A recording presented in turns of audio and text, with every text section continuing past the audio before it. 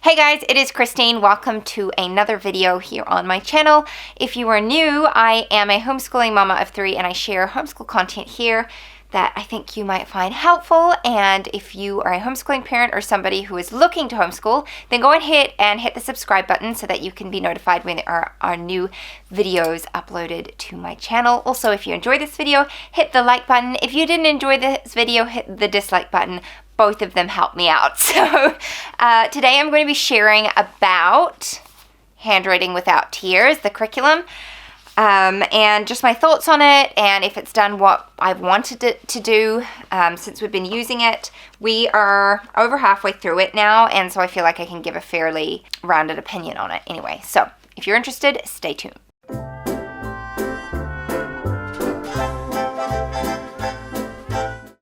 So a little bit of backstory about handwriting. My son is 5 years old and we started the school year with the Good and the Beautiful Level K Handwriting. And I have nothing bad to say about their handwriting program. I really love it. With my son, I found like I needed something with a little bit more instruction. And I don't even know if it was for him as much as it was for me to be able to teach him. I wanted that clear instruction. And the Good and the Beautiful does have like indicators where you start your letters and how you form them. But Handwriting Without Tears intrigued me. I kind of heard about it. I had heard about it, but I heard more about it from the Instagram account 5 Girls Schoolhouse, I think it's called, or the 5 Girls Schoolhouse. And I decided to go ahead and order it and just give it a go. Now, Handwriting Without Tears is from the company Learning Without Tears. And this course, I only bought the workbook. You can actually get 2 other books that come with this, and you can get the teacher's manual. I think there's like a journal, and there's one about like writing, like creative writing kind of thing. I did not get any of that. I just got this. You can also buy lots of manipulatives that go with this, and they're incredible. But I didn't want like this massive thing that we would have to do. I needed to keep it simple. I needed to keep it quick, and also I didn't want to spend $1 million on it, which I know is a slight exaggeration, but still. So the way that this works is it starts by going through every single letter of the alphabet. I will see if I can film some of like a close-up of this so I can overlay it here so you can see what I'm talking about. And what I liked is that it really talked through how to form the actual letter. I'll see if I can get to one in particular. Like it'll talk about creating a C is you do a big curve, and then to do an O you do a big curve plus another big curve, and it kind of, the letters that are formed similarly where they can like add on elements, it groups them all together so they learn them all together. And it went through all the letters, and then it did them again with the lowercase letters, and it added them into words and sentences. And my son has really enjoyed this.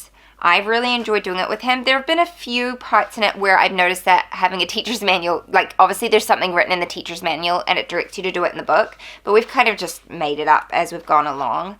And then as the book progresses, it gets more into like, they'll do copy work. So you'll write out a few words and then you'll write out a sentence, which is nice because it kind of just ties everything together. And that continues, like the further you get into the book, the longer the sentences get, the longer the copywork gets. And it does also go over numbers as well. So there's like labeling parts of a car and, yeah, just lots of like sentences and copywork. I do like how clear the printing is. It is nice. And we have really enjoyed it. And I think one of the reasons I moved away from the Good and the Beautiful with my son is because he hates coloring in, like hates it. He just has no patience for it. And the Good and the Beautiful encourages a lot of coloring in their handwriting program, which I love personally, but for my son it just wasn't working. Like we needed to just go back to real basics and focus on letter formation because his attention span is fairly short at this stage. And this book has achieved that for us. I feel like we've done really well with it.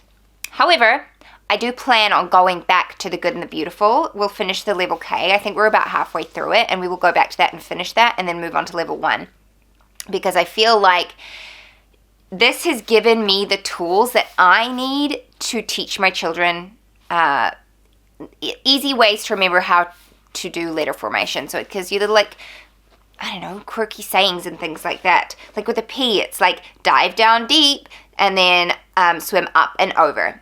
And so it's little things like that that stick in their minds, and it sticks in my mind when I'm teaching them how to write their letters. And so I feel like if you're struggling maybe with needing guidance for yourself with how to teach your child, then this is a really good curriculum to go with. I think I still prefer the Good and the Beautiful in like their printing style and things like that. And I'm just going to make the coloring in optional for my son. I'm not going to force him to do it if he doesn't care to do it. For me, it's like as long as he's doing the copy work and the handwriting, it's fine. These lessons are nice and short, and I just kind of like decided how much we were doing on a day-by-day basis, depending on how he was coping with doing it. Most days we did like 2 pages, but if there was a lot of copy work, we just did 1 page. At the moment, we're doing like 3 pages if it's just going over like 3 different letters per page. Sorry, 1 letter per page. We'll do all 3 pages because it's quick and easy for him. But if, like I said, if there's more copy work, we'll just do 1 page. So I have really enjoyed it. I would not probably, unless I had a child who maybe had some learning difficulties or something like that, or maybe you're a very hands-on teacher and you like to do crafty kind of things, then maybe I would invest in the manipulatives to go with this. But personally, it's just not something that I felt was worth the investment. This has done what I needed it to do, and we will move back to the Good and the Beautiful after this because I do really love their handwriting program. And this one does do cursive in the higher. I actually don't know if they've got a cursive for this level, but I think they do for the next one. And they do have books that have like writing prompts in them, basically. So there are lots of things that you can go ahead and expand on with this curriculum, but you can also keep it super simple like I did. The other draw card for me for the Good and the Beautiful is that I can buy the PDF version and just print it out, which makes it really cost effective for me when I'm using it for multiple children. Whereas this, I have to buy a physical copy, and then obviously it's getting used up. And I am not going to go through and erase all of the pencil marks in it just so that my child can reuse it. It's just not something that I have the patience to do. So yeah, we will continue with this, we will finish it off, and we will move back to the Good and the Beautiful. So those are my thoughts on Handwriting Without Tears. I do like it. I think it's a solid curriculum, and it has achieved what I was hoping it would achieve for us. But we'll be moving back over soon. So I hope you found this helpful. If you do have any questions, please just leave them in the comments below. Otherwise, thank you so much for watching, and I'll see you next time. Bye-bye. What if the world had more of your smile? What if the wind could spread your love? What if your sweetness could reach everyone? There'd be no wars.